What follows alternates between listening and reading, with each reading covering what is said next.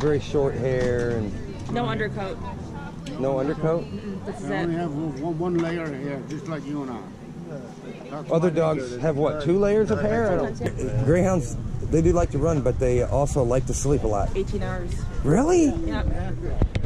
Dang, Dave, they sleep 18 hours a day. Yeah. I leave for work and everyone would come and like, gosh, I would really like one of these dogs, but I don't have a yard. I'm like, you don't need a yard. You just need a couch. Right. They call them couch potatoes, right? Yeah, 45-mile-an-hour couch potatoes. 45-mile-an-hour couch potatoes. This one here is so cute. Oh, you really are. I'm so glad she got adopted. So one reason, I guess the main reason why these dogs wear muzzles when they're in the kennels and stuff with the other dogs is they get a little rambunctious when they're all grouped together and they nip and stuff. Play and they'll nip. Yeah. Hey, you. Hi. So I'm selling this for fundraiser. This support the Greyhound. So I went to her and I was like, why would I adopt a Greyhound? And she spewed all the typical. One of the things she told me that over 100,000 are killed every year. Yeah. Okay, so then I got into adoption and learned they're only breeding 10,000 a year. Right. And I'm like, okay, I'm a math teacher. That equals extinction. Yeah. Like, you can't breed 10,000 and kill 100,000 and not extinct the breed. You don't have to really look very far. I mean, barely have to even look, and you'll start to see easily see the lies. If you're willing to look. Right. Yeah. I am actually baffled by people that have the evidence laid right at their feet, and they still refuse to believe it. And I think it's because if they admit that, like, say, if I'm right or you're right, then not only does that mean that they're admitting that they're wrong, in a lot of instances, people who have spent so much time bashing the industry, they're admitting that they are fools. Right. And that they have perpetuated those lies. Nobody likes to go, I was wrong. Right. And to the point where, like, they actually should give out an apology for the stuff that they've said. So. Oh, we hear a bunch. I mean, you want these dogs to be fast. It's like an athlete. You want to feed them well. They need plenty of rest. They need a lot of stuff. If you want them to actually be fast. And then the big thing is I hear this all the time about the cocaine. They're shoving cocaine up dogs' noses and things like that. It's like, I wonder how a dog would run if it was coked up. Well, it wouldn't be able to do anything. Well, okay, here's the second part of that. Cocaine is metabolized very quickly. You've been to the track. They do the weigh-in for 3 to 4 hours before the race. That's the last time that trainer has contact with that dog. Right. So if a trainer shoots that dog up with cocaine 4 hours before the race, it has peaked and it has dropped. Yeah. It's crashed. And it's it's crashed. So we're beyond any race effect that cocaine's going to have. Right. But even if a dog was freshly coked up and then you let it run on the track, I mean, do you think it's going to stay in line and run and do like It's not going to make the dog run any faster. It runs as fast as it can go. No, but I'm saying, I don't think the dog wouldn't be able to stay focused and do all that kind of stuff. Stupid. Yeah. It's so funny because it's like people come up and they don't even notice the dogs. Oh, you have dogs. Yeah. Like, oh, they Greyhounds or they rescues? I'm like, they're retired. Like, oh, they must be worn out from racing. I'm like, no, this is just the breed. They just sleep. Yeah. They're not worn out. You know, you run once a week for 30 seconds. Right, that's it. Run, they're not running like multiple times a day every day. Yeah, they're not running. They're not running 10 times a day in like all these races. No, they run once a week. Yeah. And they sleep about 18 hours. Yes, that's 30 seconds. Like, would you be worn out if you ran for 30 seconds once a week for a couple years? I might be. No. Then, like I said, the term rescue isn't not an accurate description of what happens here. And I tell you, without that training, I don't think you wouldn't have the dogs that we have. Right.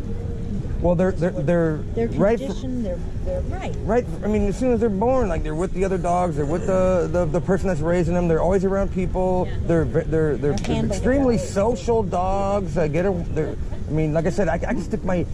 They can open the crate and I can jump into any one of those crates with those dogs and they'll just love me up. Every one of them. There's not one dog that would be that I'd have to worry about biting me or anything like that. Well, that's how I wound up with 6. They're addicting. And I love dogs. Yeah. So you would take a dog in to foster it, and then you couldn't let it go. Right. I think I actually placed one. Really? I hear a 7th one. Yeah. I know people that I get all the have. time people are like, oh, she's so well behaved. I'm like, I always thank the racing industry for that. I had nothing to do with that. She's always so calm. She's great around kids. She's great around small kids. I didn't do any of that. Right. I just got her 2 months ago. And she's off the track in April. Right. That's the condition. That had nothing to do with that. They're raised that way by design. You don't want a I just got him. It's like a dog with a cheat code. That's what I said, because I've had dogs all my life. I'm mystified still by the difference between like what the public perception is of these dogs and what reality is. Like me, I believe that they're abused. Like I mean, I never spent a whole lot of time thinking about it, but in my mind, I would my thoughts were they're abused, but that's just kind of, and it's sad, and but that's just how it is. But that's not the case at all. Because they just don't want it. They're like, oh, like people don't know, like, well, I still think it's horrible that they race. Like you tell them everything, and they're like, well, I still think it's horrible. Yeah, I think. Well, I think that people cannot like racing, and that's fine. But I believe that they should know the facts. They should base that decision on. Here's the on one she met at the dog beach. But what they'll say? Well, what about the puppies that don't show any interest in running? What do they put those dogs down? I'm like, they adopt them all. I heard the other day, They go to the farm. when they can't race anymore, they are sold to labs for medical experiments and like testing. I was like, why? Or they're taking out. There's another one where they're taking out on boats and taken to the ocean and fed to sharks. I've heard that one. That That's a good doesn't one. happen in this country. No. I was just like, well, that seems like a lot of trouble when they could just call the adoption group that works with them and we'll come get the dog. Yeah. Like that's it. Like, hey, give us a call. Some of these adoption groups have a waiting list for people of people that are wanting these dogs too. And out of state where there are no tracks. You know, we ship all over the country. Yeah. Beautiful. Hi, baby. Hi. Olivia. She's out running her sweater. Look, yeah.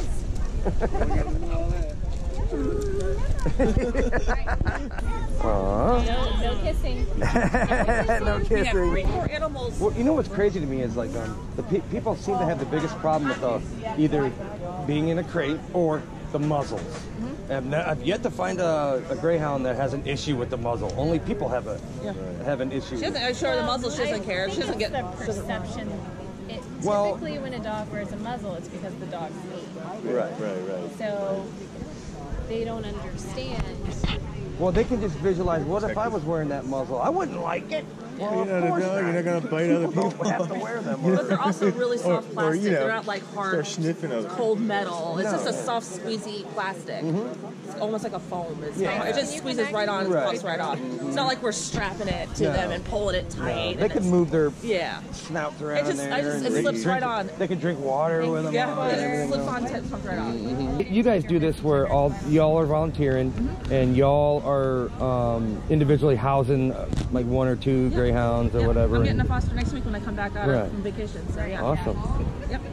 Is it hard to foster these dogs for a while and then you have to let them go to somebody? Or To me, is it, I don't know. This will be my first foster, but I've seen. I only have one couch, so I can only have one dog. But I'm saying, but to me, when I see like families like adopt a dog, I want. Yeah, that's that's the moment, joy you get. The moment, yeah. Yeah, because I've seen you help. families come here and they're like, oh my god, and they love them, and we're like. So you don't really go through the sad emotion. You go through the happy emotion because you're happy the dog gets to go to. She's got a ton of fosters. You gotta talk to. You gotta talk to. That's another husky. I mean, but I love it's these just dogs, like in man. homes, like Signa over there. Like Hi, we've had baby. her for a few months. All this stuff. Like I'm definitely the kind of dog I want, and it's like when I got him, like really. Like, So she's going for adoption too? She's available. She's available. Good girl. I've seen her already do her bed. All these dogs are just lovers. Yeah, I know. They'll let you love on them, all of them. They're cuddly. We're going on a road trip tomorrow. You're gonna sleep all the way there? Yeah. That's hilarious. Look at that. That's awesome. He likes it. Yeah. Hey, buddy. I have antlers for her. Confederate dead. Look at that, dude. President. Is that Robert E. Lee's president?